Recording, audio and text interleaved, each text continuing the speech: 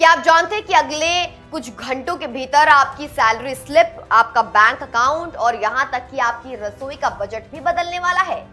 1 अप्रैल 2026 से भारत में एक नया आर्थिक युग शुरू हुई। 1 अप्रैल के बाद से सफर या बैंकिंग की प्लानिंग कर रहे हैं तो सावधान हो जाइए, क्योंकि एक छोटी सी चूक आपकी जेब पर भारी पड़ सकती है। आइए समझते हैं उन 5 बड़े बदलावों को जो हर भारतीय को जानना बहुत जरूरी है। पहला, एलपीजी और ईंधन की कीमतों में बदलाव। हर महीने की पहली तारीख की तरह 1 अप्रैल को भी एलपीजी सिलेंडर की नई कीमतें जारी होंगी। मिडिल ईस्ट में जारी युद्ध की वजह से दुनिया भर में तेल और गैस की किल्लत है, जिसका सीधा असर भारत पर भी दिख रहा है। तेल कंपनियां पहले ही कीमतों में इजाफा कर चुकी हैं और आशंका है कि 1 अप्रैल को महंगाई का एक और झटका लग सकता है। इसके साथ ही सीएनजी, पीएनजी और एटीएफ यानी कि हवाई ईंधन के रेट भी बदल सकते हैं, जिससे सफर करना और भी महंगा हो सकता है। दूसरा, नया इनकम टैक्स एक्ट 2025।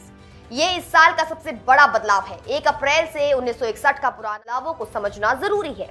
अब तक आपको मिलने वाला फॉर्म 16 जो टीडीएस सर्टिफिकेट था वो बंद हो जाएगा और इसकी जगह एक नया फॉर्म दिया जाएगा, जिसे आप अपने इनकम डॉक्यूमेंट के तौर पर इस्तेमाल कर पाएंगे। साथ ही रेंट या प्रोफेशनल फीस पर लगने वाले टीडीएस सर्टिफिकेट फॉर्म 16A का नाम बदलकर अब फॉर्म 131 कर दिया जाएगा।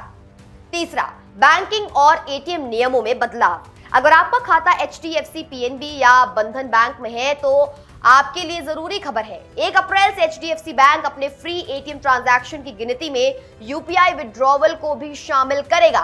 यानी अगर आप एटीएम पर जाकर यूपीआई से पैसे निकालते हैं तो आपकी 5 फ्री ट्रांजैक्शंस की लिमिट जल्द खत्म हो जाएगी और उसके बाद हर बार आपको 23 रुपए देने होंगे। वहीं पीएनबी ने अपने कुछ कार्ड्स की डेली ट्रांजैक्शन लिमिट घटाकर 50,000 से 75,000 रुपए तक कर दी है।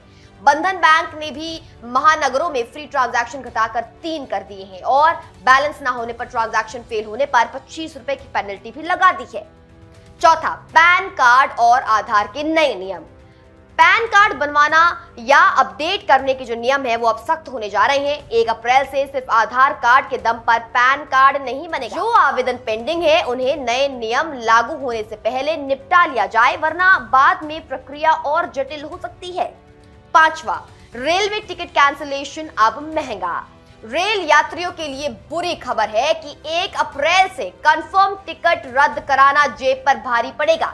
अब ट्रेन छूटने से 8 घंटे पहले कोई रिफंड नहीं मिलेगा। पहले सीमा 4 घंटे थी।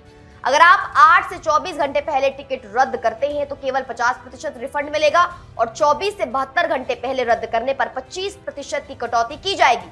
यानी अब रिफंड पाने के लिए आपको यात्रा से काफी पहले फैसला लेना होगा।